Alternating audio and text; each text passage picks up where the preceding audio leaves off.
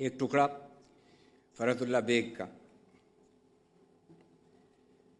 پہلے کوئی ہمسایہ بھی مرتا تھا تو ایسا رنج ہوتا تھا گویا اپنا عزیز مر گیا ہے. اب کوئی اپنا بھی مر جائے تو یہ معلوم ہوتا ہے کہ غیر مر گیا ہے. جنازے کے ساتھ جانا اب رسمن رہ گیا ہے. صرف اس لیے چلے جاتے ہیں کہ لوگ یہ نہ کہیں کہ واہ جیتے جی تو دوستی و محبت کا دم بھرتے تھے، مرنے کے بعد پھر کبھی نہ دیکھا کہ کون مر گیا. اب رہی دل کی حالت، اس کا بس خدا ہی مالک ہے. یہ لیجئے سامنے کے مکان میں کسی صاحب کا انتقال ہو گیا. کوئی بڑے شخص ہیں، سینکڑوں آدمی جمع ہیں، موٹریں بھی ہیں، گاڑیاں بھی ہیں، غریب بھی ہیں، امیر بھی ہیں. بیچارے غریب تو اندر جا بیٹھے، کچھ پڑھ بھی رہے ہیں. جتنے امیر ہیں وہ یا تو اپنی اپنی سواریوں میں بیٹھے یا دروازے پر کھڑے سگریٹ پی رہے ہیں. جو غریب آتا ہے وہ سلام کرتا ہوا ادھر چلا جاتا ہے، جو امیر آتا ہے وہ ان باہر والوں ہی میں مل کر کھڑا ہو جاتا ہے. پہلا سوال یہ ہوتا ہے کیا مر گئے؟ بھائی ہمارے تو بڑے دوست تھے.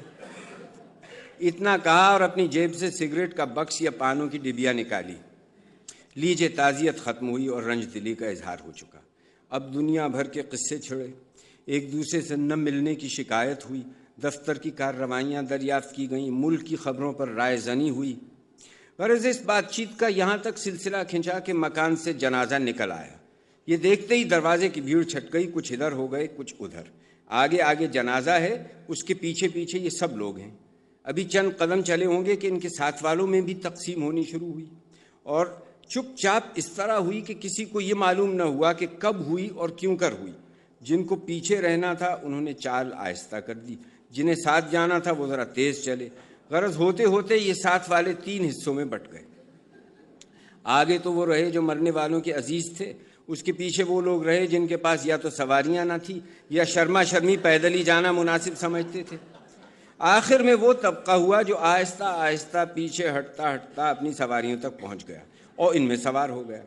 اگر پیدل چلنے والوں میں کوئی عہدیدار ہیں تو غرض مندوں سے ان کو یہاں بھی چھٹکارا نہیں. ایک آیا، جھک کر سلام کیا، گھر بھر کی مزاج پرسی کی، مرنے والوں کے کچھ واقعات بیان کیے.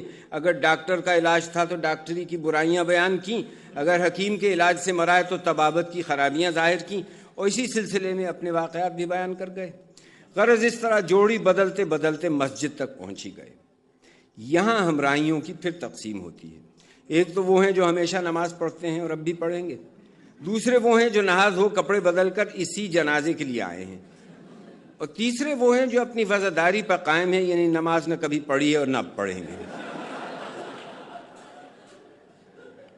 دور سے مسجد کو دیکھا اور انہوں نے پیچھے ہٹنا شروع کیا. جنازہ مسجد تک پہنچا بھی نہ تھا کہ ان کو کسی دیوار، کسی موٹر یا کسی گاڑی کی آڑ مل گئی. یہ وہیں کھڑے ہو گئے اور سگریٹ پی یا پان کھا کر انہوں نے وقت گزار دیا. ہاں، اس بات کا انتظام رکھا کہ نماز ختم ہونے کی اطلاع فوراً مل جائے. ادھر نماز ختم ہوئی، ادھر یہ لوگ مسجد کے دروازے کی طرف بڑھے. ادھر جنازہ نکلا، ادھر یہ پہنچے.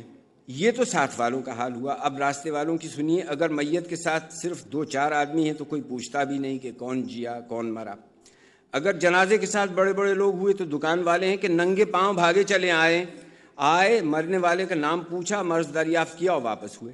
گویا میونسپل کمیٹی نے رجسٹر حیات و ممات انہی کے تفویض کر دیا ہے. اور یہ صرف اس لیے نام پوچھنے آئے تھے کہ رجسٹر میں سے مرنے والوں کا نام خارج کر دیں. خیر، کسی نہ کسی طرح یہ تمام مصیبتیں اٹھا کر جنازہ قبرستان میں پہنچ گیا. قبرستان کی حالت پر جتنا افسوس کیا جائے کم ہے.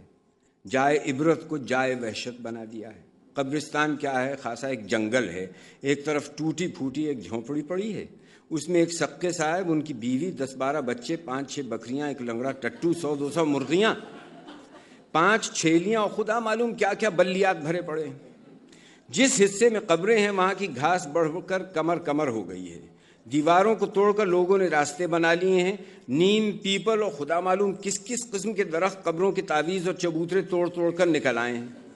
کوئی قبر دھنس کر کنواں بن گئی ہے، کسی کا تعویذ ہی غائب ہے، کسی چبوترے کی اینٹیں نکل کر جھونپڑی میں خرچ ہو گئی ہیں. میاں سقے رہتے تو قبرستان میں ہیں مگر ہمیشہ پھولوں کی سیج پر سوتے ہیں. ادھر لوگ قبر پر پھول چڑھا کر گئے، ادھر ان کے بچے سب کے سب سمیٹ لائے. رات بھر یہ پھول بستر پر رہے. صبح باسی پھول لے جا کر پھر قبر پر چڑھا دیے. خیر کیا حرج ہے، زندوں کا کام بھی نکل گیا، مردے بھی خوش ہو گئے. اس گھر میں سل بٹا خریدنے کی کبھی نوبت نہیں آئی، قبر کے اچھے سے اچھے پتھر پر مسالہ پیس لیا، اگر کچھ دنوں کوئی دیکھنے بھالنے نہ آیا تو پتھر اکھاڑ جھونپڑی کے پاس لا رکھا۔ بکریاں قبروں پر قلانچے مارتی پھرتی ہیں، مرغیاں کچی قبروں کو کرید رہی ہیں، بچے یا تو چبوتروں پر لوٹ مار رہے ہیں یا تعویذوں کو گھوڑا بنائے بیٹھے ہیں۔ کسی بیچارے کی قبر پر چادر پڑی ہے، اس پر بھی سقی نے گیہوں سکھانے ڈال دیے ہیں۔ ٹٹوانی کو ایک اگلی اور ایک پچھلی ٹانگ باندھ کر چھوڑ دیا ہے، وہ قبروں میں گھاس چرتی پھرتی ہیں، ان کے ادھر ادھر پھدکنے سے کسی قبر کی اینٹ گری، کسی کا چونا گرا، کسی کا پتھر گرا۔ اگر ایسے ہی 4-5 گھوڑے چھوڑ دیے جائیں تو تھوڑے ہی دنوں میں وہی منظر بن جائے گا جو زلزلے کے بعد کانگڑے کا ہو گیا تھا۔ یہ تو قبرستان والوں کی حالت ہوئی، اب ساتھ والوں کی کیفیت سنیے۔ جنازہ لا کر لب گور رکھ دیا گیا، ایک آتا ہے قبر کو جھانک جاتا ہے، دوسرا آتا ہے جھانک جاتا ہے، ہر شخص کو زمین سخت ہونے کی شکایت ہے۔ کوئی مزدوروں کو سست کہتا ہے، کوئی پٹاؤ کو نقص بتاتا ہے، کوئی قبرستان والوں کو برا کہتا ہے۔ ایک صاحب ہیں کہ قبروں کے کتبے ہی پڑھتے پھر رہے ہیں، کچھ نوٹ بھی کرتے جاتے ہیں، کوئی اچھا کتبہ مل گیا تو اپنے دوستوں کو بھی آواز دے کر بلا لیا اور بجائے فاتحہ کے داد سخن گوئی دی گئی، کچھ اپنا کلام سنایا گیا، کچھ ان کا سنا، بس کوئی نہ کوئی مشغلہ وقت گزارنے کا نکال لیا۔ خیر صاحب خدا خدا کر کے خبر آئی کہ قبر تیار ہے، کچھ تو اٹھ کر قبر کے گرد جا کھڑے ہوئے، کچھ وہیں بیٹھے رہے۔ ایک صاحب نے قبر میں اتر کر گلاب اور عود چھڑکا، ایک نے میت کے اوپر کی چادر سمیٹی، چادر میں بل دیے، 2 صاحبوں نے مٹھے کے سرے پکڑ کر میت کو اٹھایا، 8-10 نے غل مچایا، سنبھال کے میت بھاری ہے، کمر کے نیچے چادر دو، ارے میاں اپنی طرف گھسیٹو، آہستہ سے۔ اب میت قبر کے منہ تک آ گئی اور قبر کے گرد جو لوگ کھڑے ہیں انہوں نے بے تحاشا غل مچانا شروع کیا۔ کوئی کہتا ہے ذرا کمر کی چادر کھینچو، ارے بھائی اتنا بھی دم نہیں ہے، دیکھنا کہیں قبر کا پاکھا نہ گرے، ہاں ذرا اور جھکا، لا الہ الا اللہ، میت بھاری ہے، ذرا سنبھال کے، آہستہ، بس بھائی بس۔ کوئی چیخ رہا ہے مٹھے کے بندھن کھول دو، ارے میاں لو یہ ڈھیلا لو، سر کے نیچے رکھ کر منہ قبلے کی طرف تو کر دو، واہ بھائی واہ اتنا بھی نہیں آتا، ابھی منہ پورا نہیں پھرا، بس بھائی بس۔ یہ مختلف فقرے ایک کی زبان سے نہیں نکلتے کہ کچھ سمجھ میں آ جائے، ہر شخص ہے کہ غل مچا رہا ہے، جو بیچارے قبر میں اترے وہ پریشان ہیں کہ کیا کریں کیا نہ کریں۔ بہرحال اسی غل غپاڑے کے ساتھ دوست اور احباب اس مرنے والے کو پہلی منزل تک پہنچا دیتے ہیں۔ اب پٹاؤ کی نوبت آتی ہے، اس میں بھی وہی گڑبڑ شروع ہو جاتی ہے، کوئی کہتا ہے یہ کڑی نہیں وہ کڑی لو، کوئی کہتا ہے لا حول ولا قوت، مفت میں 100 روپے مار لیے اور کڑیاں دی تو ایسی، غرض کوئی کچھ کہتا ہے کوئی کچھ، اس گڑبڑ میں پٹاؤ بھی ہو جاتا ہے اور مٹی دینے کی نوبت آتی ہے۔ مٹی تو ہر ایک دیتا ہے اور منہ سے بھی ہر ایک بڑبڑاتا ہے، لیکن یہ خدا ہی کو معلوم ہے کہ جو پڑھنا چاہیے وہ پڑھتا بھی ہے یا نہیں۔